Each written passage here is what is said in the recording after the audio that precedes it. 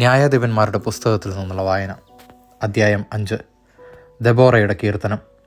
അന്ന് ദെബോറായും അബിനോവാമിൻ്റെ പുത്രൻ ബാറക്കും ഇങ്ങനെ പാടി: നേതാക്കന്മാർ ഇസ്രായേലിനെ നയിച്ചതിനും ജനം സന്തോഷത്തോടെ തങ്ങളെ തന്നെ സമർപ്പിച്ചതിനും കർത്താവിനെ വാഴ്ത്തുവിൻ. രാജാക്കന്മാരെ കേൾക്കുവിൻ, പ്രഭുക്കന്മാരെ ശ്രദ്ധിക്കുവിൻ.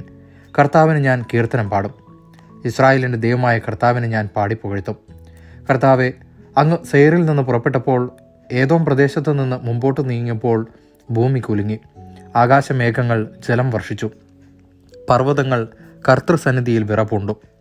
ഇസ്രായേലിൻ്റെ ദൈവമായ കർത്താവിൻ്റെ സന്നിധിയിൽ സീനായി മല കുലുങ്ങി. അനാത്തിൻ്റെ മകൻ ഷങ്കാറിൻ്റെ കാലത്തും ജായലിൻ്റെ കാലത്തും സഞ്ചാരികളുടെ പോക്ക് നിലച്ചു. യാത്രക്കാർ ഊടുവഴികൾ തേടി. ദെബോറ, നീ ഇസ്രായേലിൽ മാതാവായി തീരും വരെ അവിടെ കൃഷിവലർ അറ്റുപോയിരുന്നു. പുതു ദേവന്മാരെ പുണർന്നപ്പോൾ യുദ്ധം കവാടങ്ങളിലെത്തി. ഇസ്രായേലിനെ 40,000-ത്തിനിടയിൽ കുന്തമോ പരിചയോ കാണാനുണ്ടായിരുന്നു. എൻ്റെ ഹൃദയം ഇസ്രായേലിലെ സേനാപതികളിലേക്ക് തിരിയുന്നു. അവർ സന്തോഷം തങ്ങളെ തന്നെ ജനങ്ങൾക്ക് വേണ്ടി സമർപ്പിച്ചല്ലോ. കർത്താവിനെ വാഴ്ത്തുവിൻ. ചെങ്കഴുതപ്പുറത്ത് സവാരി ചെയ്യുന്നവരെ, മേൽത്തരം പരവതാനികളിൽ ഇരിക്കുന്നവരെ, പാതകളിൽ നടന്നു നീങ്ങുന്നവരെ, നിങ്ങൾ ഇക്കാര്യം ഉദ്ഘോഷിക്കുവിൻ. തേക്കുപാട്ടോട് ചേർന്ന് അവർ കർത്താവിൻ്റെ വിജയം പ്രഘോഷിക്കുന്നു. ഇസ്രായേലിലെ കൃഷിവലന്മാരുടെ വിജയം. കർത്താവിൻ്റെ ജനം പട്ടണവാതിൽക്കലേക്ക് അണിയണിയായി നീങ്ങി. ഉണരൂ ദെബോറ, ഉണരൂ, ഗാനം ആലപിക്കൂ. അബിനോവാമിൻ്റെ മകനായ ബാറക്, എഴുന്നേറ്റ് തടവുകാരെ നയിക്കുക. ശ്രേഷ്ഠന്മാരിൽ ശേഷിച്ചവർ താഴേക്ക് അണിയണിയായി നീങ്ങി. കർത്താവിൻ്റെ ജനം ശക്തന്മാർക്കെതിരെ അണിയണിയായി ഇറങ്ങി വന്നു. ബെഞ്ചമിൻ, നിന്നെയും നിന്റെ ബന്ധുക്കളെയും അനുഗമിച്ച് അവർ എഫ്രായിമിൽ നിന്ന് താഴ്വരയിലേക്ക് പുറപ്പെട്ടു.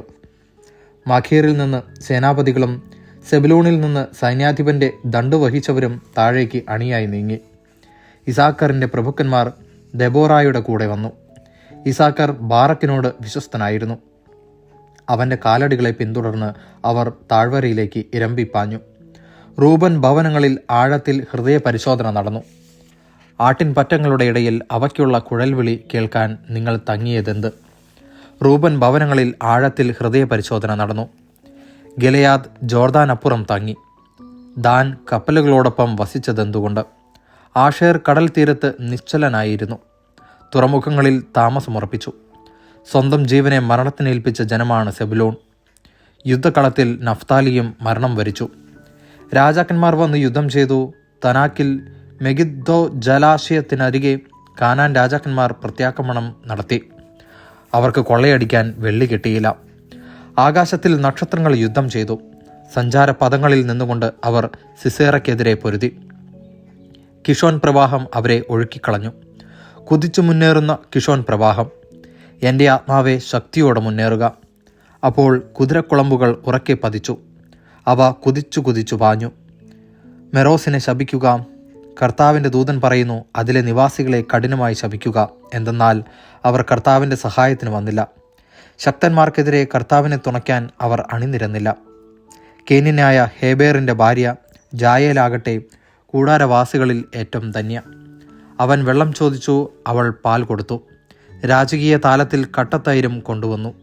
അവൾ കൂടാരത്തിൻ്റെ മരയാണി കയ്യിലെടുത്തു, വലത്തു കൈയിൽ വേലക്കാരുടെ ചുറ്റികയും. അവൾ സിസേറയെ ആഞ്ഞടിച്ചു, അവൻ്റെ തല തകർത്തു. അവൾ അവൻ്റെ ചെന്നി കുത്തിത്തുളച്ചു, അവൻ നിലം പതിച്ചു. അവളുടെ കാൽക്കൽ നിശ്ചലനായി കിടന്നു. അവളുടെ കാൽക്കൽ അവൻ വീണു, അവിടെ തന്നെ മരിച്ചു വീണു. സിസേറയുടെ അമ്മ കിളിവാതിലിലൂടെ എത്തി നോക്കി, ജാലകത്തിലൂടെ വിളിച്ചു പറഞ്ഞു, അവൻ്റെ രഥം വൈകുന്നതെന്തുകൊണ്ട്?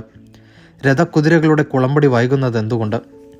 അവളുടെ ജ്ഞാനവതികളായ സഖികൾ ഉത്തരം പറഞ്ഞു, അല്ല, അവൾ തന്നെത്താൻ പറഞ്ഞു, അവൻ കൊള്ള തിട്ടപ്പെടുത്തുകയും പങ്കുവയ്ക്കുകയുമല്ലേ. ഓരോരുത്തരും 1-2 കന്യകമാരെ വീതം. സിസേറയ്ക്ക് നിറപ്പകിട്ടാർന്ന ചിത്രപ്പണി ചെയ്ത വസ്ത്രങ്ങൾ. എനിക്ക് തോളിലണിയാൻ നിറപ്പകിട്ടാർന്ന ചിത്രപ്പണി ചെയ്ത 2 വസ്ത്രങ്ങൾ. കർത്താവെ, നിന്റെ ശത്രുക്കൾ അങ്ങനെ നശിക്കുന്നു. എന്നാൽ നിന്റെ സ്നേഹിതർ ശക്തിയുള്ള ഉദയസൂര്യനെ പോലെയാകട്ടെ. തുടർന്ന് 40 വർഷം രാജ്യത്ത് ശാന്തി നിലനിന്നു. ദൈവവചനമാണ് നാം കേട്ടത്.